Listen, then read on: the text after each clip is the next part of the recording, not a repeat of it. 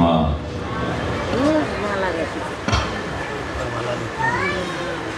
রাসবিলাসের চরম পরিণতি,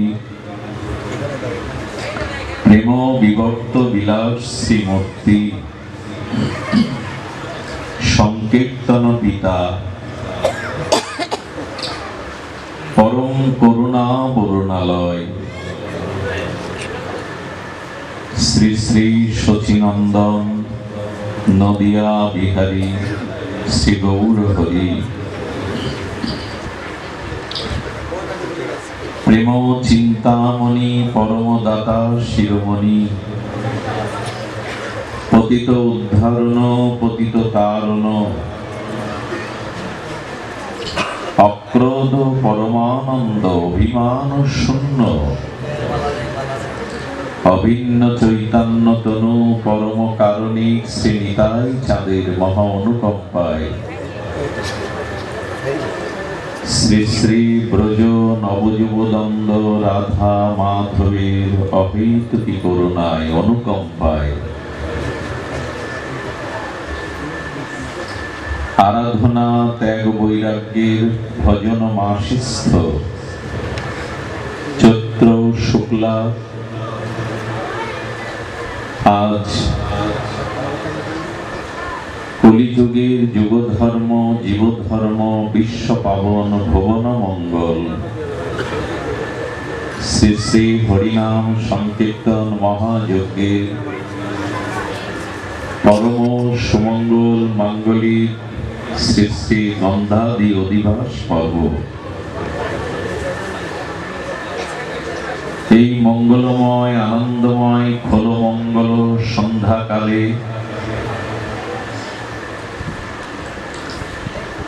পূর্ব বারিন্দি মোল্লাপাড়া সার্বজনীন শ্রীমন্দির শ্রীঅঙ্গনে যে ভাগবতীয় ভক্তিযজ্ঞের সুধা যজ্ঞের পরম আয়োজন, এই পরম আয়োজনে ভাগবত শ্রীনিকেতনে সান্ধ্য অধিবেশনে শ্রী ভগবানের অসমর্থ সৌন্দর্য মাধুর্য নাম রূপ লীলা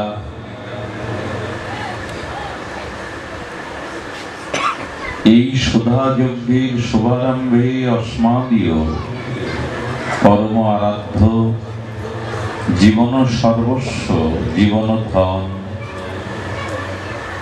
শ্রী শ্রীল গুরু মহারাজের রাতুল আতুল পাবন পদার বিন্দে পরার্ধ কোটি দণ্ডবত প্রণতি। এই ভাগবতীয় ভক্তিযজ্ঞের সুধা যজ্ঞের নাম যজ্ঞের সেবা আচার্য শ্রীপাদ সংকীর্তন আচার্য বৃন্দ রসিক বৈষ্ণব কুলপতিলমণি সাধুজন মহন্তজন সন্তজন জ্ঞানীজন মান্যজন সুধীজন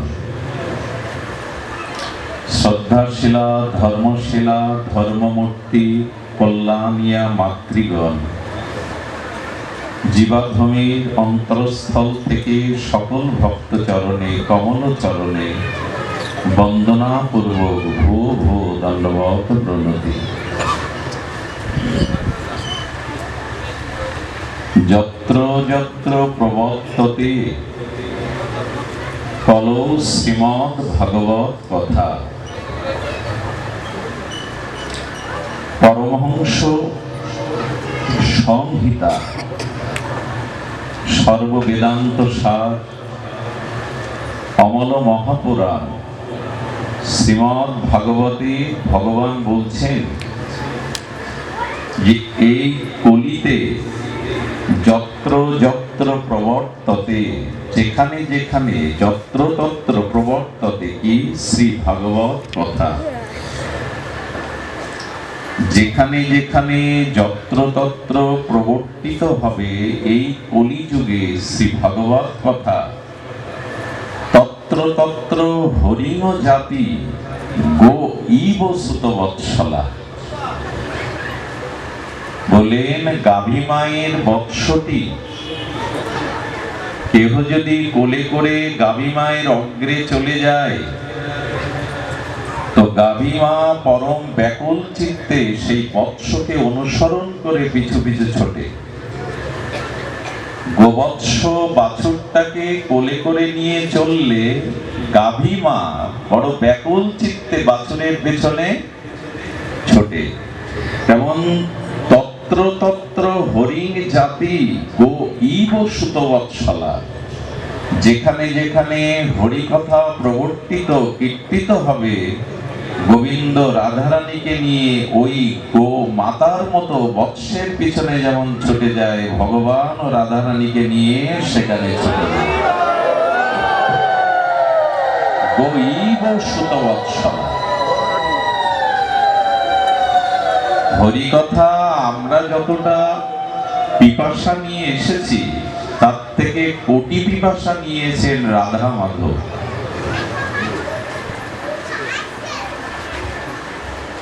কারো যদি চিত্তে এই ইচ্ছা অভিলাষ জাগে যে আজ পূর্বপাড়া, পূর্ব বারিন্দিপাড়া, মোল্লাপাড়া সার্বজনীন ভাগবত শ্রবণে আমি ব্রতী হব, কেউ যদি সংকল্প করে,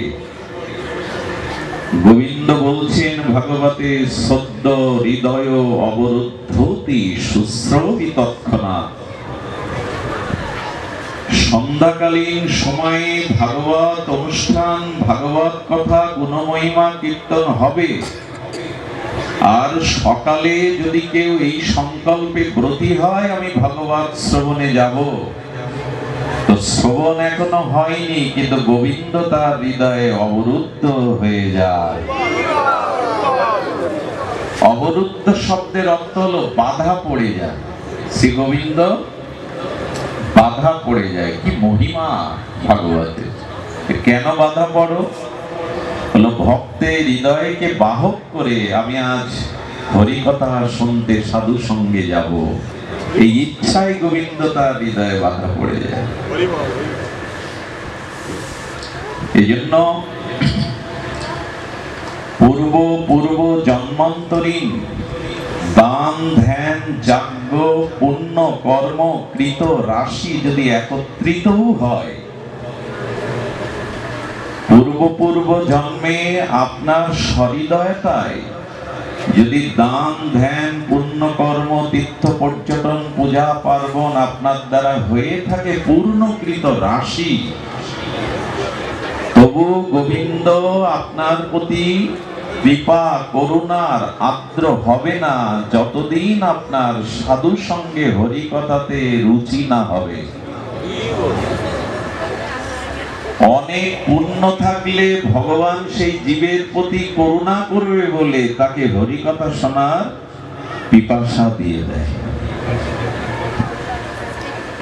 যারা এসেছেন কৃপা করে তারা ভাগ্যবান ভাগ্যবতী। কেহ যেন মনে এইরূপ চিন্তা আশ্রয় প্রশ্রয় দিবেন না, আজ মন চেয়েছে তাই এসেছি। এখানে আপনারা কেহ আসেননি, রাধারানী আপনাদের এনেছেন। বুকে ব্যথা উঠতে পারত, সংসারে কোনো বিপদ সংঘটিত হতে পারত, শরীর অসুস্থ হতে পারত। রাধারানী শ্রী গোবিন্দ গৌর নিতাই কৃপা করে আপনাকে আজ করুণা করেছেন, তাই আপনাকে এখানে এনেছেন। এরকম ভাগবত শোনার আগে দৃষ্টিভঙ্গি চাই। কি শুনতে এসেছি, কি পেতে এসেছি। কোন বস্তুর মহিমা না জ্ঞাত হলে সেই বস্তুর প্রতি অনুরাগ, মহত্ব এবং গভীর নিবেদন আসে না।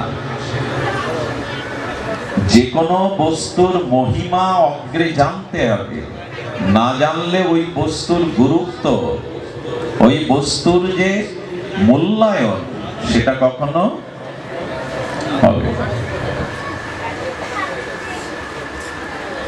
আপনি যদি কোনো দামি হীরাকে কাঁচের টুকরো মনে করেন আর সেটা অবহেলায় যদি ফেলে রাখেন, কিন্তু যখন কোনো জহরি এসে আপনাকে বলল এটা কাচের টুকরো নয়, এটা হীরা, তখন কি কাচের টুকরোর বোধ হবে? তখন কি কাচের টুকরো মনে করবেন, ফেলে রাখবেন? আপনি জানতেন না যে এটা হীরা, আপনি জানতেন এটা কাচের টুকরো মাত্র, কিন্তু যখন জহরি আপনাকে জ্ঞাত করালো যে এটি কাচের টুকরো নয়, তখনই আপনার ওই বস্তুর প্রতি মহিমা, তার গভীরতা, তার মূল্যায়ন আসবে। তেমন ভাগবত শ্রবণের আগে কি শ্রবণ করতে এসেছি, কি বা সৌভাগ্য স্বীকৃতি প্রাপ্ত হয়েছি, ভাগবত তত্ত্ব স্বরূপ মহিমা কিরূপ, এটি জানলে ভাগবতের প্রতি আমাদের চিত্ত আবেশ আসে। দর্শন আমরা শ্রবণ করি। প্রথমে এইটুকু বলবো, শ্রীমদ্ ভাগবত গীতা শুরুতে এখানে অধ্যয়ন হয়েছে, আলোচনা হয়েছে, আলাপন হয়েছে।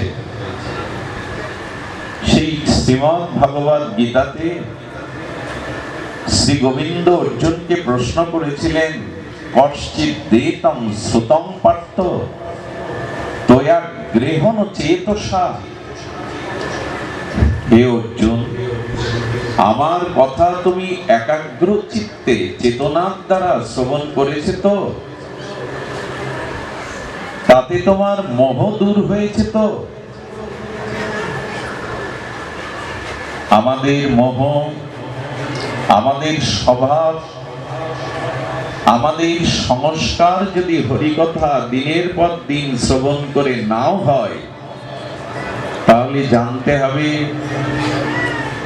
যে প্রকৃত অর্থে শ্রদ্ধা, নিষ্ঠা, আস্থা, ভাগবতের প্রতি গুরুত্ব, এগুলো চাইছে তার পুত্র যেন আমার মনোমতো আদর্শ চরিত্রবান হয়। সবাই পরিবর্তন চাইছে, আবার পুত্র কন্যাও চাইছে আমাদের পিতা এমন হোক। প্রতিবেশী চাইছে প্রতিবেশী আমার মনের মতো হোক, মিত্র হোক, সে যেন আমার শত্রু না হয়, আমার মনের বিরুদ্ধচারণ না করে। রাজনৈতিক, অর্থনৈতিকবিদ, সুশীল সমাজ সবাই চাইছে রাষ্ট্রের সুস্থতা ফিরে আসুক, রাজনৈতিক ধারার পরিবর্তন হোক, সামাজিকতার পরিবর্তন হোক, বিশ্ব ব্যবস্থার পরিবর্তন হোক। সবাই পরিবর্তন চাইছে, স্লোগানে স্লোগানে, প্রতিবাদে প্রতিবাদে, মিছিলে মিছিলে সারা পৃথিবী আজ জাগরিত, কিন্তু পরিবর্তন কারো হচ্ছে না। তার কি কারণ? চাইছে সবাই, পরিবর্তন নাই কেন? ভাগবত আমাদেরকে দিক নির্দেশনা দিয়ে বলছে, পৃথিবীর কারো পরিবর্তনের আশা করো না, তুমি নিজে পরিবর্তন হও। তুমি তোমার নিজের স্বভাবের পরিবর্তন করো। আমি আমার পরিবর্তন, আমার সংস্কার চাইছি না, আমি বিশ্ব, সমাজ, রাজনীতি, অর্থনীতির পরিবর্তন চাইছি। এটাই হলো আমাদের অজ্ঞতা। আগে নিজে পরিবর্তন হন। আপনি সৎ হলে আপনার দেখা দেখি হাজার মানুষ সৎ হয়ে পড়বে। আপনি সংস্কার, পরিবর্তন শুদ্ধ না হলে একদিন আপনার সমবেদনা জানানোরও মানুষ পাশে পাবেন না। আপনি নিজের পরিবর্তন চাই। অর্জুনকে শ্রী গোবিন্দ এই জন্য বলছেন, তোমার মোহ দূর হয়েছে?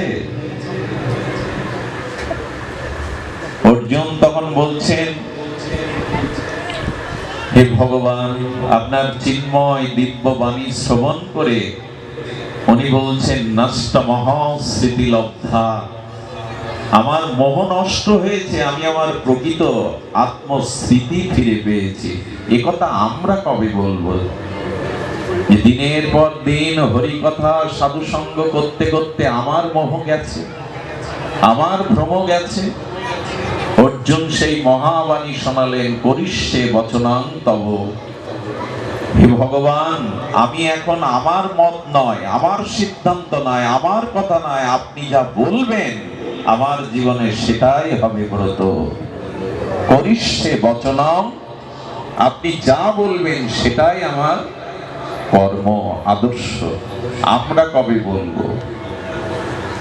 অর্জুন মাত্র একবার শ্রীমদ্ ভগবত গীতার চিন্ময় দিব্যবাণী শুনেছিলেন, আমরা হাজারবার পড়েছি, শুনেছি, মোহ যায়নি,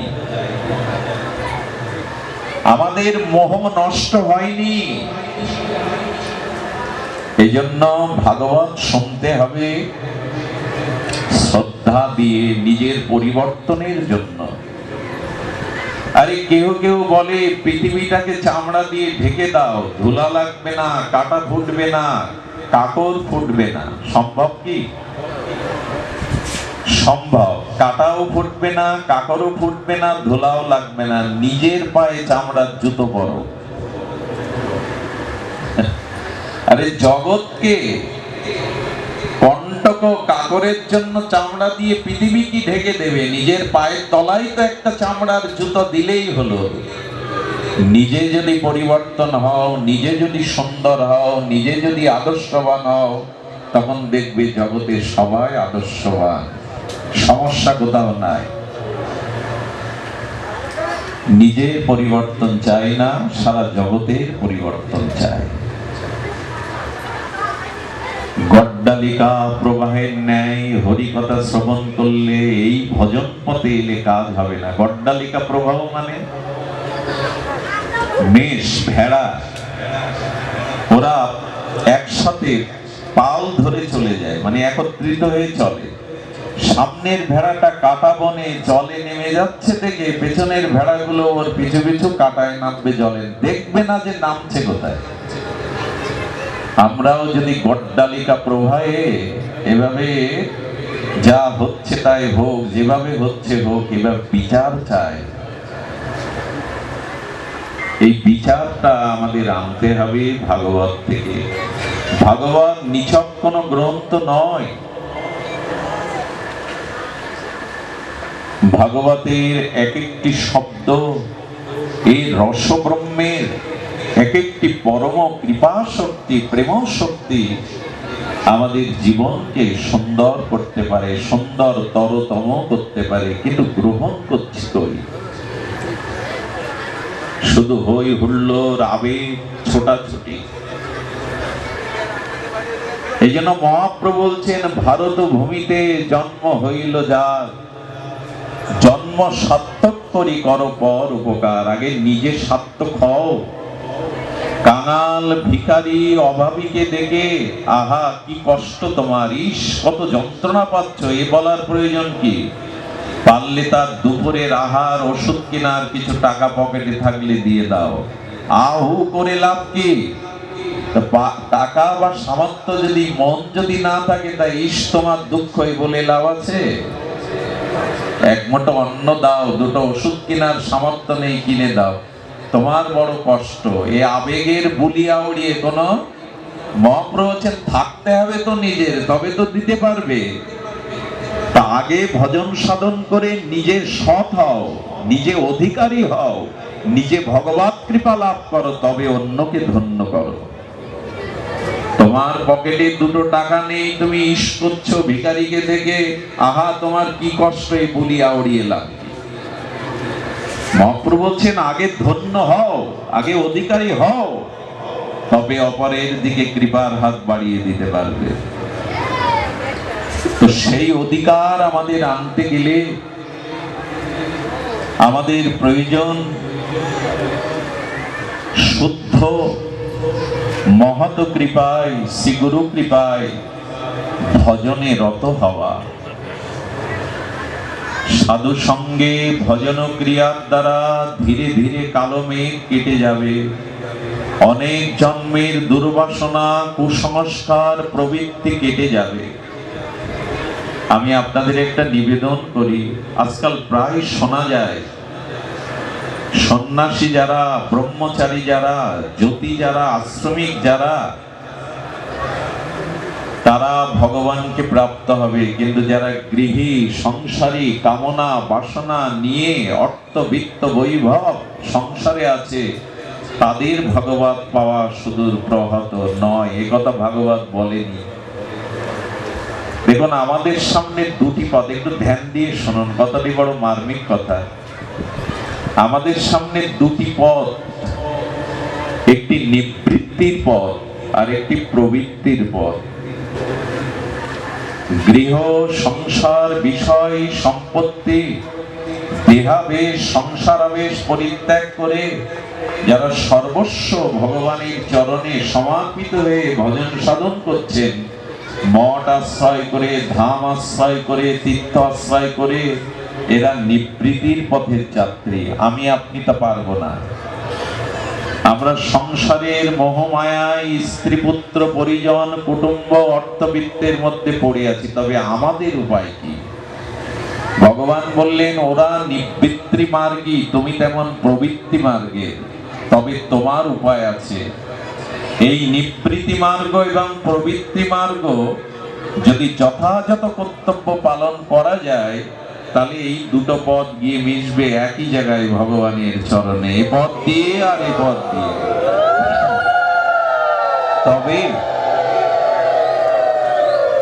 তবে প্রবৃত্তি মার্গে সংসারে থেকে যদি গোবিন্দের পাদ পদ্মে জন্ম মৃত্যু জরা ব্যাধিকে অভিশাপ এড়িয়ে পৌঁছাতে চাও, তবে সংসারে অতিরিক্ত আসক্তি মমতা এটি এনো না।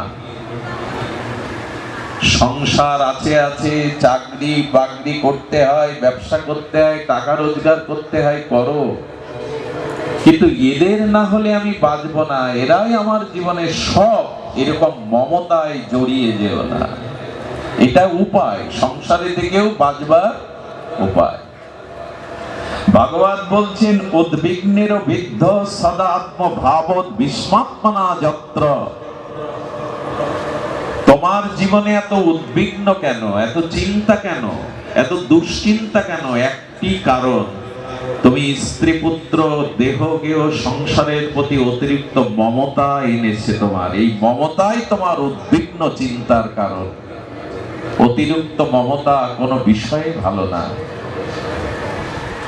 একটা জিনিস নিবেদন করি, সংসার স্ত্রী পুত্রের প্রতি আপনি দায়িত্ব দিন, কর্তব্য পালন করুন, কিন্তু ভালোবাসা মমতা ভগবানকে দিতে চেষ্টা করুন।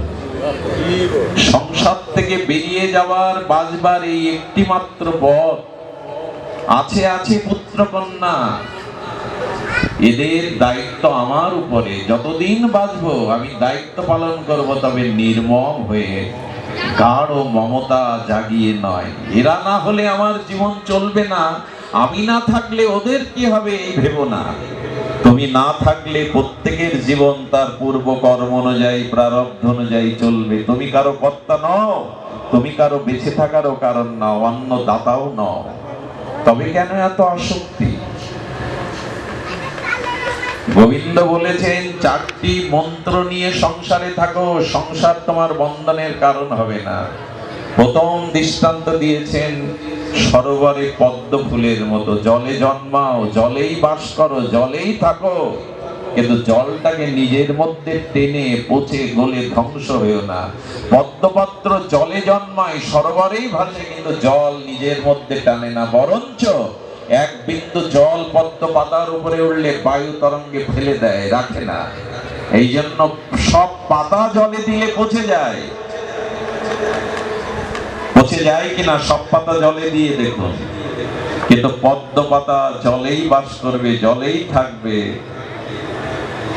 হাজার বন্যার জল সরোবরে প্রবেশ করুক, পদ্ম উপরে উঠবে, ডুবে যাবে না।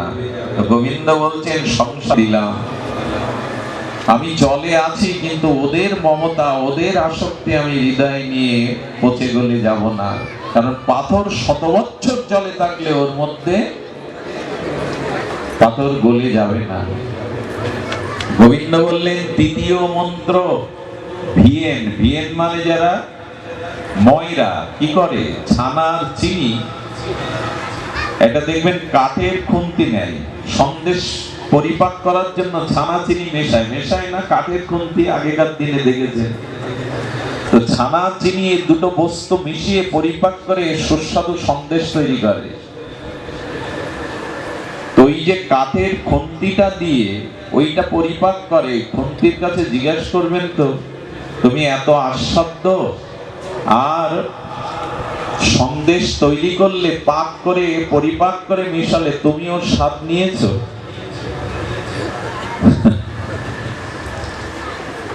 হাতে যে কাঠের খুন্তিটা দিয়ে ছানা চিনি মিশ্রিত করে সন্দেশ তৈরি হলো, ও স্বাদ নেয় তো? বলেন না, আমি মেশাতে পারি, সন্দেশ তৈরি করতে পারি, কিন্তু ওর স্বাদ নেই না। বলে সংসারে থেকে সংসারের ভোগবাসনার স্বাদ নিতে যেও না, গোবিন্দ ভজনের রস নাও, নামামৃত রস নাও, এই রস নিতে যেও না।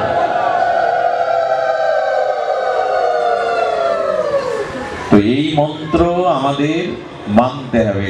সব থেকে মজার কথা হলো এই প্রবৃত্তি মার্গী এবং নিবৃত্তি মার্গী দুটোই ভগবানের কাছে যাবে যদি আসক্তি কমিয়ে সংসার করতে পারে। লোকনাথ ব্রহ্মচারী ত্রিকালজ্ঞ মহাযোগী 7 বছর বয়সেই তার পিতামাতা তার গুরুদেবের হাতে দিয়ে দিয়েছিলেন। পার্বত আমরা কমলা দেবী এই বারুদীর ত্রিকালজ্ঞ মহাযোগী বাবা লোকনাথের জন্মের আগেই মা কমলা দেবী তার স্বামীকে বলেছিল, এবার যে সন্তান গর্ভে আসবে তাকে আমরা সংসারে বেঁধে রাখবো না, তারাকে সন্ন্যাসী করে সাধু করে দেব। এই জন্য তো এই বাবা এলেন এরকম শুভ সংকল্পের দ্বারা। নিত্যানন্দ প্রভু 7 বছর বয়সেই তিনি আর পিতামাতার কাছে চাইতে এসেছিলেন এক সাধু যোগী, ছেলেটাকে আমাকে দিয়ে দাও, তোমরা প্রতিজ্ঞা করেছো, দিয়ে দিল।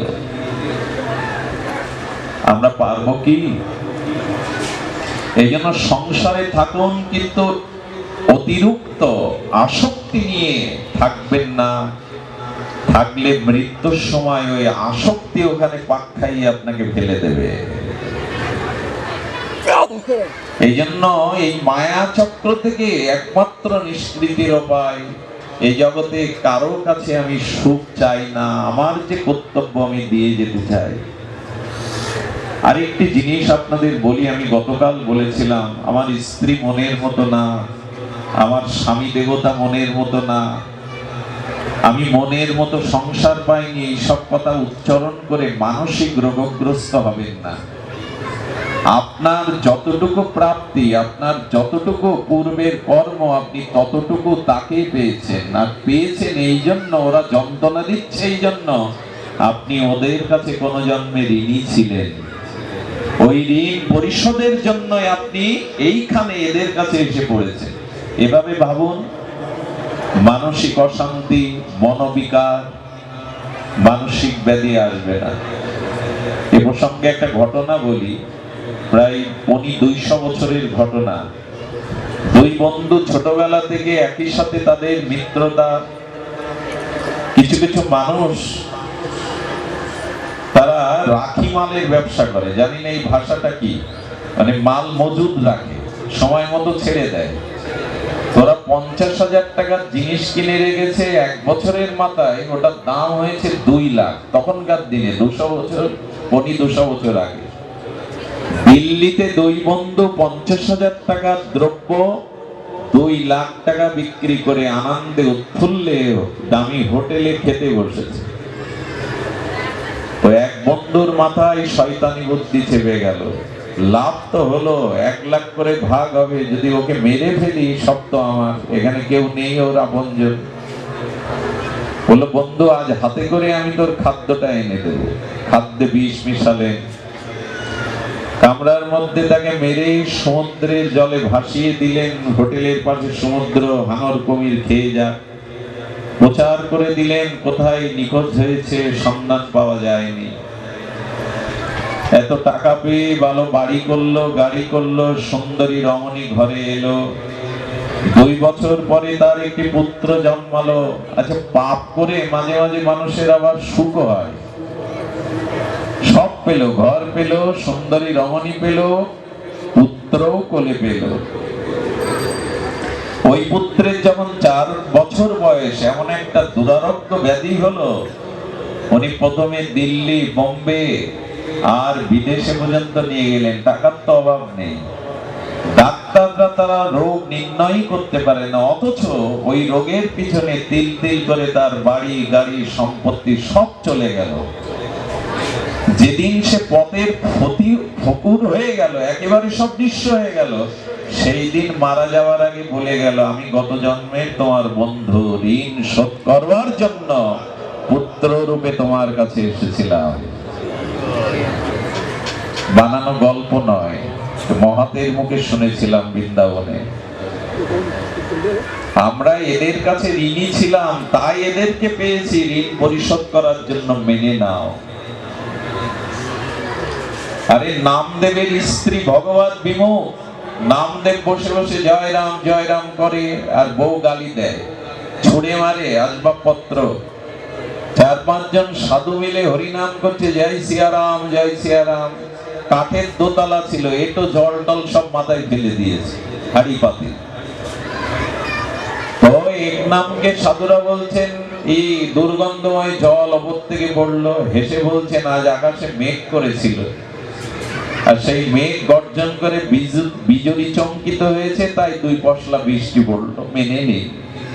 এইভাবে যদি ভাবেন, তাহলে এরকম স্ত্রীর অত্যাচারে আপনার মানসিক যন্ত্রণা বাড়বে না। আমার এটা ভাগ্যে ছিল। তো একদিন একদমকে বলছেন, আপনার কষ্ট হয় না এরকম স্ত্রী পেয়েছেন? দেশের লোক আপনাকে সাধুরূপে জানে, প্রণাম করে। তাহলে কষ্ট হবে কেন? আমার মঙ্গল করার জন্যই ভগবান পাঠিয়েছে। শুনুন তাহলে যুক্তিটা, সাধুর ভাবনা দেখুন।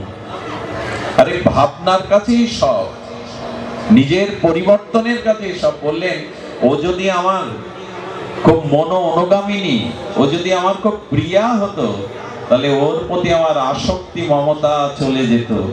ভগবান চেয়েছেন ও ভালো হলে, প্রিয়া হলে যে মমতাটা ওর প্রতি যেত, সেই মমতাটা ওখানে না গিয়ে ভগবানের দিকে চলে গেছে। এটাই আমার কল্যাণ। কোন দম্পতি যদি সন্তান না পান, ডাক্তার, চিকিৎসা, দেবতার দুয়ারে মাথা ঘুটেও যদি ব্যর্থ হন, নিজেকে সৌভাগ্যবান মনে করুন। কারণ দাম্পত্য জীবনে সন্তান না থাকাটা অভিশাপের, কষ্টের, হাহাকারের। বললেন না, ওটা পরম সৌভাগ্যের।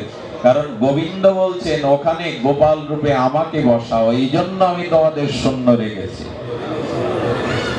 এভাবে যদি ভাবেন, অল্পতে আর হার্টের রোগ আসবে না, হৃদরোগ আসবে না। সবকিছু মেনে নিতে শিখুন। সাধুও তো এই সংসারে থাকে, এই পরিবেশে থাকে, তার মস্তিষ্কে এইসব চিন্তা। এই জন্য গোবিন্দ বললেন, গীতা, উনি গীতা পাঠ করছিলেন খুব সুন্দর। গীতা পাঠে আমরা কি পাবো ভগবানের কাছ থেকে? গীতা আমাদের কি দান করবে? ভগবান কি দান করবে? বললেন, তেষাং সতত যুক্তানাম ভজতাম প্রীতিপূর্বকাম তদামি বুদ্ধি। এই যে বুদ্ধির কথা বলছি, ভগবানের ভজন করলে গোবিন্দ এই বুদ্ধিটা আপনার মাথায় দেবে, কোন পরিস্থিতিতে কিভাবে নিজেকে নিয়ন্ত্রণ করতে হয়। এই বুদ্ধিটা, সুবুদ্ধিটা ভগবান আপনাকে আমাকে দিয়ে দেবে। আমাদের বুদ্ধি বুদ্ধি নয়, ভগবান যে বুদ্ধি দান করেন সেটাই সুবুদ্ধি। তো এই জন্য এই যে প্রবৃত্তির পথ, নিবৃত্তির পথ, আচ্ছা, এর একটা দৃষ্টান্ত হলো, শহরে বাইপাস হয় না এখন? একটা হয় বাইপাস, আর একটা হলো শহরের মূল রোড। এখন দুটোই দেখবেন মিশে গিয়ে বিশ্ব রোডে মিশে গেছে, সামনে গেছে কিনা? তবে বাইপাসে যাওয়াটা একটু আরামের, ঝুট ঝামেলা কম, জাম কম। কিন্তু সোজা রাস্তা ধরে যেতে গেলে শহরের মধ্যে তো জাম, ভিড়, কোলাহল, একটু দেরি হবে, কিন্তু মূল বিশ্ব রোডে গিয়ে মিশেছে। গোবিন্দ বলেন, সন্ন্যাসী হও, সংসারী হও, যদি আসক্তি কমিয়ে পথ চলতে পারো, একদিন দুজনার পথ এক জায়গায় গোবিন্দ চরণে গিয়ে। বাইপাসে হয়তো একটু দ্রুত যাবে, কিন্তু আমরা সংসারীরাও যদি আসক্তি কমিয়ে চলতে পারি, তবে আমাদেরও পথ গোবিন্দ। আসলে আমি আপনাদের যেটা বলবার জন্য বড় ব্যাকুল, সেটি হলো জগতের যা যা রীতি প্রীতি ওই একই জিনিস, আপনাকে আলাদা কিছু করতে হবে না প্রেম ভক্তি লাভের জন্য। অর্থাৎ আমার বলবার অভিপ্রায় হলো এই সংসারে কারো প্রতি আপনার অতিরিক্ত মমতা, অতিরিক্ত আসক্তি, ওই আসক্তি, ওই মমতাটা মোড় ঘুরিয়ে ভগবানে দিন। একই বস্তু, একই টান, একই অনুভব, মোড়টা ঘুরিয়ে দিন। আচ্ছা, এখন প্রযুক্তির পরম উৎকর্ষ, এখন জানি না তালা লাগাবার জন্য বা তালা খোলার জন্য চাবি কি দুটি? তালাটা বদ্ধ করার জন্য একটা চাবি আর খোলার জন্য আর একটা চাবি, এটা হয় কি? তালা বদ্ধ এবং তালা মুক্ত করার চাবি কয়টা? একটা, কিন্তু এপাশ আর ওপাশ। গোবিন্দ বললেন সংসারে যার প্রতি খুব আসক্তি, ওতে তালাবদ্ধ হয়ে যাচ্ছে, ওই আসক্তির মোড়টা ঘুরিয়ে আমার দিকে দাও, তালা খুলে যাবে, বন্ধ হতে খুলে যাবে। ঘুরিয়ে দাও, ঘুরিয়ে দাও। আচ্ছা, এখন যদি এই আমরা এখানে সকলে বিয়ে বাড়ি যেতাম বরযাত্রী হয়ে, ওইখানে আমাদের মানুষ রাধা মাধব যুগল, আর আমরা তার নিকেতনে তার গুণমহিমায় শুনতে। এখানেও বাদ্য বাজনা আছে, এখানেও সাজগোজ আছে, এখানেও মালা আছে। বিয়ে বাড়ির বরযাত্রীর মোহ আসক্তি আর এখানের আসক্তি কি এক? তালা ঘুরান, একই তালাতেই তালা বদ্ধ হবে আবার খুলবে, আসক্তিটা ওই দিকে ঘুরিয়ে দিন, মিটে গেল। কত সহজ করে আচার্যরা বলেছেন, কিন্তু তালা লাগাতে জানি, পাশ ফেরাতে জানি না। এই জন্য ভগবানের প্রতি আসক্তিটা জাগান। মন অকুত নিশ্চয় অচ্যুত পাদাম্বজ উপাসনা মাত্র নিত্যন। আহা, শ্রী গোবিন্দের একটি নাম হলো অচ্যুত। এই তো অচ্যুত শব্দের অর্থ হলো যাকে ধারণ করলে আর কখনো বিচ্যুতি বা চ্যুত হতে হয় না, পতন হতে হয় না। তো গোবিন্দের নাম হলো অচ্যুত। একবার ওই চরণে নিজেকে সঁপে দাও, আর তোমার পতন হবে না, আর কোনোদিনই তোমার স্খলন হবে না। এই জন্য তো গোবিন্দের নাম অচ্যুত। তাকে তার চরণ আশ্রয় করলে সংসারে আর তোমাকে চ্যুত হতে হবে না। এই গেল আমাদের ভূমিকা। সংসারে থেকেও মোহমায়া আসক্তিকে নিরাসক্তিতে এনে মায়া মমতা ভগবানের দিকে দিয়ে দিয়ে জীবনে যে পরিস্থিতি চলছে তার মধ্যে দিয়ে ভগবানের মঙ্গল ভাবনা ভাবুন। নিশ্চয় এর মধ্যে আমার কোনো হিত লুকিয়ে আছে। এভাবে যদি ভাবেন তবে মানসিক যন্ত্রণা কমবে। এই কাল কোলাহলের মধ্যে থেকেও আপনি আলো পাবেন, বাঁচার রসদ পাবেন। এই জন্য তো ভাগবতে আসতে হয়, এই জন্য তো সাধু সমীপে আসতে হয়, এই জন্য জীবনটাকে ধন্যাতি ধন্য করবার জন্য মহতের কৃপার আশ্রয়ে আসতে হয়। সাধু সঙ্গরূপ আছে পান্ত ধাম, শ্রান্ত হলে সেটা করিও বিশ্রাম। তুমি যদি সংসারে ক্লান্ত হয়ে থাকো, শ্রান্ত হয়ে থাকো, এসো সাধু সঙ্গ বিশ্রামে এসো, এখানে এলেই হৃদয় জুড়াবে। তো আজ কিছুদিন হলো আমি তত্ত্ব কথা একটু কম আস্বাদন করে ভক্ত চরিত্র কথা বেশি বলছি, কারণ আমরা সহজে এটা অনুধাবন করতে পারি। তার সঙ্গে আজ একটি দিব্য চরিত্র কথা আপনাদের শোনাই, যার চরিত্র কথা, যার লেখনী, যার অনুভূতি, এক একটি শব্দ এই জগৎকে ভগবানের মাধুর্য ব্রজপ্রেমকে প্রকট করেছে। যার শব্দগুলি নিজে লিখতে পাচ্ছেন না, কোথায় বিচারে বুদ্ধিতে বাধাগ্রস্ত হচ্ছে, তো সেই লেখনী স্বয়ং গোবিন্দ সে লিখে দিলেন। ইনি হলেন আর কেউ না কবীন্দ্র চূড়ামণি। ইনি হলেন ভক্ত চূড়ামণি, কবীন্দ্র চূড়ামণি, কবি জয়দেব, যাকে আমরা জয়দেব পার্বতী বলে জানি। চলুন তার দিব্য লীলা চরিত কথা, ভক্ত মধুর চরিত কথা শ্রবণের মাধ্যমে আমরা আমাদের জীবনের সিদ্ধান্তগুলি গ্রহণ করার চেষ্টা করি। বীরভূম জেলা কেন্দ্রবিল্ল গ্রাম, অজয় নদীর তীরে যে শিশু জন্মালো, পিতামাতা তার নাম রাখলেন জয়দেব। আমার মনে হয় যারা যে কাজ করতে জগতে এসেছে সেই কাজে ব্রতী হওয়ার জন্য ব্যথার প্রয়োজন আছে, প্রতিকূলতার প্রয়োজন আছে, সংকটের প্রয়োজন আছে। খালি আকাশ ভালো লাগতো না যদি মাঝে মাঝে মেঘ না জন্মায়। শুধু শীত চাইবো, বসন্তও চাইবো, যেমন পূর্ণিমা চাইবো তেমন অমাবস্যাও চাইবো। যেমন দিনটাকে মেনে নিয়েছি তেমন রাত্রিটাকেও মেনে নিতে হবে। যেমন সুখটাকে দুহাত ভরে মেনে নিয়েছি তেমন দুঃখটাকেও মেনে নিতে হবে। অপমানটা যেমন চাইছি, ভালোবাসি, মানটা যেমন চাইছি, সম্মানটা, অপমানটাকেও নিতে হবে। এই জন্য গীতায় আমার প্রিয় ভক্তকে এই প্রসঙ্গে দ্বাদশ অধ্যায় ভক্তিযোগে ভগবান বললেন, শীত উষ্ণ সুখ দুঃখেষু সমসঙ্গ বিবর্জিত মান ও অপমানায়। মানটাকেও যেমন নিতে ভালো লাগে, অপমানটাকেও নাও। প্রশংসা যেমন ভালো লাগে, নিন্দাটাও নাও। যে এই দুটিকে নিতে শিখেছে সেই আমার প্রিয়, সেই আমার ভক্ত। আচ্ছা, আপনাদের মনে প্রশ্ন জাগে, বসন্ত আসবে কেন, বসন্ত এলো কেন? এ প্রশ্ন কি জাগে? আসা উচিত হয়নি এরকম বলেন কি কেউ? না, বলেন না। কারণ সকলের জানা শীতের পরে বসন্ত আসবে।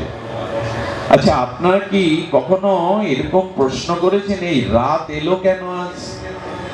কখনো করেননি। কারণ কি? কারণ আপনি জেনে গেছেন সিদ্ধান্তে দিনের পরে রাত অবশ্যই আসবে। এই জন্য কেউ প্রশ্ন করেনি যে রাত এলো কেন, আসবে কেন। করেছেন কেউ প্রশ্ন? কারণ আপনি জানেন যে দিনের পরে রাত আসবে। তেমনি এই বিষয়টাও জেনে নিয়ে আর প্রশ্ন তুলেন না যে সুখের পরে দুঃখ, ওই ও বেলায় হাউমাউ কেন করবো, হতাশ কেন হব? জীবনে তো কিছুটা সুখ এসেছে, দুঃখটাকেও নিতে হবে। আর একটা জিনিস বলি, মাঝে মাঝে কলঙ্ক ভালো, মাঝে মাঝে বদনাম ভালো, অপমান ভালো। কেন জানেন?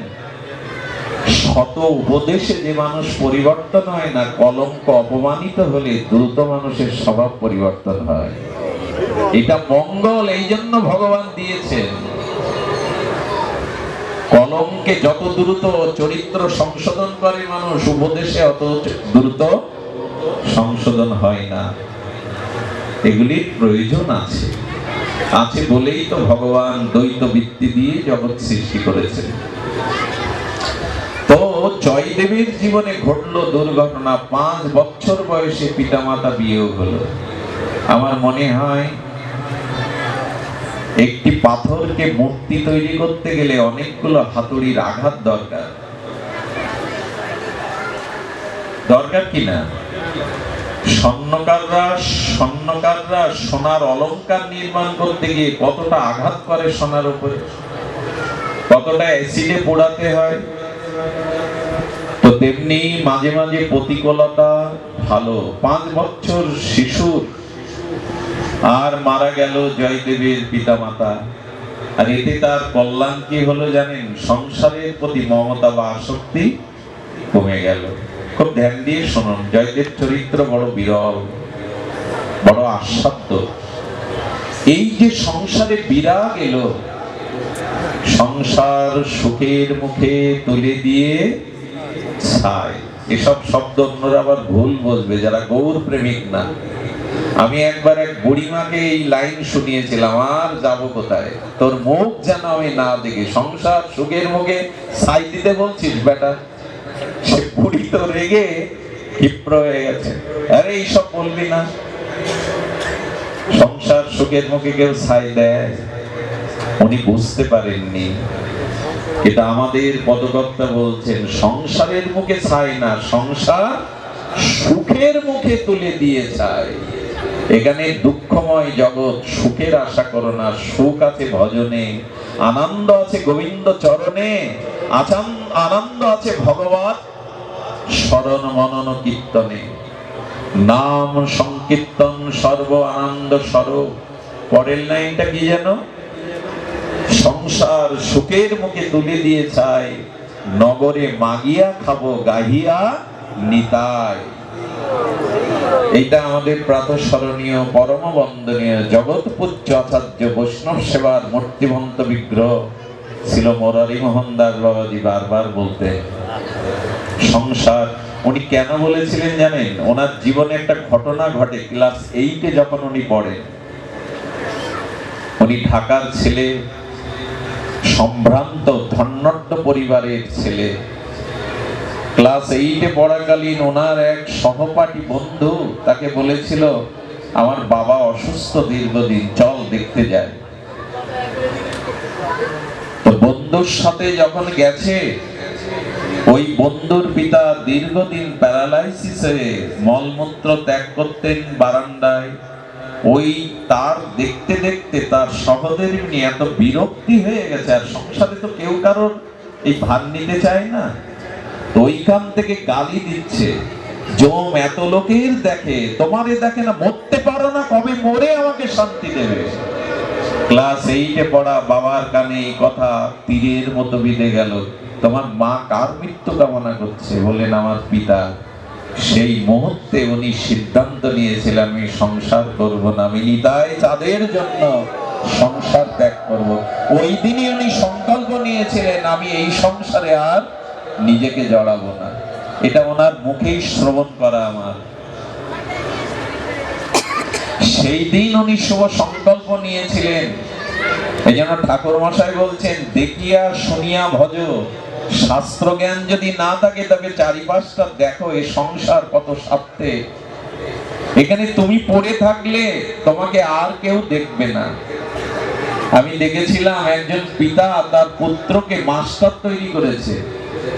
সেই পিতা প্যারালাইসিসে ডাক্তার, তার সম্পত্তি বহু, কিন্তু সেই পিতাকে টাকা ব্যয় হবে বলে কাজের লোক রেখেছিল, কিন্তু কাজের লোককে আর মলমূত্র কাটে, তাই মোটর কিনে 10 হাত দূর থেকে পাইপ দিয়ে পিতার কাছে জল, আর উনি কাঁদরাতেন, ওই জল মলমূত্র পরিষ্কার করবেন, জলের পাইপ ছেড়ে দিতেন, চিৎকার করতেন উনি।